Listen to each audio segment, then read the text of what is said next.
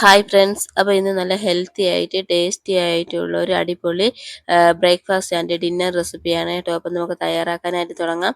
അപ്പോൾ അതിനുവേണ്ടി ഞാൻ ഇവിടെ ഒരു പാൻ വെച്ച് തീ മീഡിയം ഫ്ലെയിമിൽ ഇട്ടിട്ടുണ്ട്. ഇനി ഇതിലേക്ക് നമുക്ക് 1 കപ്പ് ഓട്സ് ഇട്ട് കൊടുക്കാം കേട്ടോ. അത് നമുക്കൊരു 2 മിനിറ്റ് അതൊന്ന് ഫ്രൈ ചെയ്തെടുക്കാമേ. നല്ലോണം ഒന്ന് ഫ്രൈ ചെയ്തതിന് ശേഷം നമുക്കിത് പാത്രത്തിൽ നിന്ന് മാറ്റാം കേട്ടോ. ഇനി അതിൽ നിന്ന് സെയിം പാനിൽ തന്നെ വച്ചിട്ട് നമുക്കതിലേക്ക് 1 ടേബിൾ സ്പൂൺ നെയ്യ് ഒഴിച്ച് കൊടുക്കാമേ. നെയ്യ് ഒന്ന് ചൂടായതിന് ശേഷം നമുക്കിതിലേക്ക് കിസ്മിസും കാഷ്യൂ നട്ടും ഇട്ട് കൊടുക്കാം കേട്ടോ. അപ്പോൾ ഞാൻ ഇതിലേക്ക് കുറച്ച് കിസ്മിസും കാഷ്യൂ നട്ടും ഇടുന്നുണ്ട്. ഇനി ഇതിലേക്ക് നിങ്ങൾക്ക് എന്ത് നട്ട്സ് വേണമെങ്കിലും ആഡ് ചെയ്യാമേ. അതിനുശേഷം അതൊന്ന് ചെറുതായിട്ടൊന്ന് വറുത്തെടുക്കാം. വറുത്തതിന് ശേഷം ഇതിലേക്ക് നമുക്ക് ഒരു മീഡിയം സൈസ് സവാള കട്ട് ചെയ്തതും 1 പച്ചമുളക് ചെറുതായിട്ട് കട്ട് ചെയ്തതും കേട്ടോ. അത് നമുക്കിതിലേക്ക് ആഡ് ചെയ്ത് കൊടുക്കാം. അത് ചെറുതായിട്ടൊന്ന് വഴറ്റിയതിന് ശേഷം ഇതിലേക്ക് നമുക്ക് ഒരു മീഡിയം സൈസ് ക്യാരറ്റ് ചെറുതായിട്ട് അരിഞ്ഞെടുത്തതാണ്. അത് നമുക്കിതിലോട്ട് ആഡ് ചെയ്ത് കൊടുക്കാം. നിങ്ങൾക്ക് വേണമെങ്കിൽ ഗ്രേറ്റ് ചെയ്തും എടുക്കാമേ. അതിന് നമുക്ക് ഇതിലോട്ട് ഇട്ട് കൊടുക്കാം കേട്ടോ. ഇനി ഇതിലേക്ക് നമ്മൾ ഇതുവരെ ഉപ്പൊന്നും ആഡ് ചെയ്തിട്ടില്ല കേട്ടോ. അപ്പോൾ നമ്മൾ ഈ സമയം നമുക്കിതിലേക്ക് ആവശ്യത്തിന് ഉപ്പും കൂടെ ആഡ് ചെയ്ത് കൊടുത്ത് നമുക്കിത് നല്ലോണം അങ്ങ് മിക്സ് ചെയ്തെടുക്കാമേ. വളരെ ഈസി ആയിട്ട് തയ്യാറാക്കാൻ പറ്റിയ നല്ലൊരു അടിപൊളി ഹെൽത്തി ആയിട്ടുള്ള ഒരു ബ്രേക്ക്ഫാസ്റ്റ് ഡിന്നർ റെസിപ്പിയാണ് കേട്ടോ. മുൻപോട്ട് ഞാൻ ഇതേപോലെ സിമ്പിളായിട്ട് നമുക്ക് തയ്യാറാക്കാൻ പറ്റിയ നല്ല ഹെൽത്തി ആയിട്ടുള്ള ഓട്സും മുട്ടയും വെച്ചുകൊണ്ടുള്ള ഒരു റെസിപ്പി ഞാൻ ഇട്ടിട്ടുണ്ടായിരുന്നു കേട്ടോ. ഇനി അതേപോലെ തന്നെ ഇതും ഓട്സും തേങ്ങാപ്പാൽ ഒഴിച്ചുകൊണ്ടുള്ള ഒരു അടിപൊളി റെസിപ്പിയാണ്. അപ്പോൾ മസ്റ്റായിട്ട് നിങ്ങളിതൊന്ന് ട്രൈ ചെയ്ത് നോക്കണം കേട്ടോ. അപ്പോൾ ഞാൻ ഇതിലേക്ക് ഒരു 1/4 ടീസ്പൂൺ മഞ്ഞൾപ്പൊടിയും കൂടെ ഇട്ട് കൊടുത്തിട്ടുണ്ട്. ഇനി നമുക്ക് നല്ലോണം അതങ്ങ് മിക്സ് ചെയ്ത് കൊടുക്കാം. ഇനി ഇതിലേക്ക് കുറച്ച് കറിവേപ്പിലയും കൂടെ ഇട്ട് കൊടുക്കാം.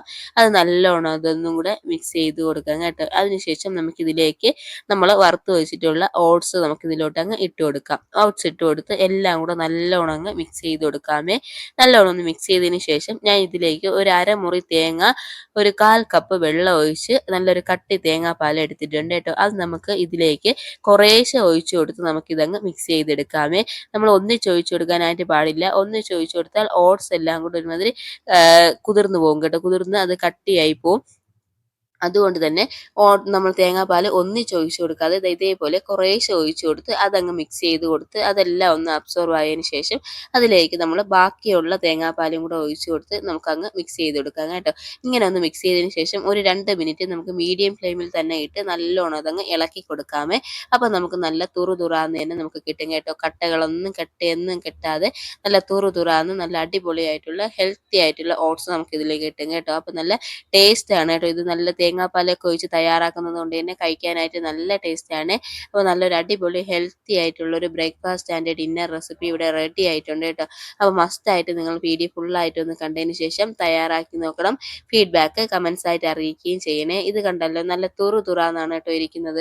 നമ്മൾ തേങ്ങാപ്പാൽ കുറേശ്ശെ ഒഴിച്ച് തയ്യാറാക്കുകയും ആദ്യം നമ്മൾ ഓട്സ് ചെറുതായിട്ടൊന്ന് ഫ്രൈ ചെയ്തെടുക്കുകയും ചെയ്തത് കൊണ്ട് തന്നെ നമ്മൾ ഈ ഓട്സ് ഒന്നും ഒട്ടിപ്പോകുകയൊന്നും ഇല്ല കേട്ടോ. അപ്പോൾ ഇതേപോലെ നല്ല തുറാന്ന് നല്ല അടിപൊളിയായിട്ടുള്ള ഓട്സ് റെസിപ്പി ഇവിടെ നമുക്ക് റെഡി ആയി കിട്ടും കേട്ടോ. അപ്പോൾ ഇതേപോലെ എല്ലാവരും ഒന്ന് ട്രൈ ചെയ്ത് നോക്കൂ.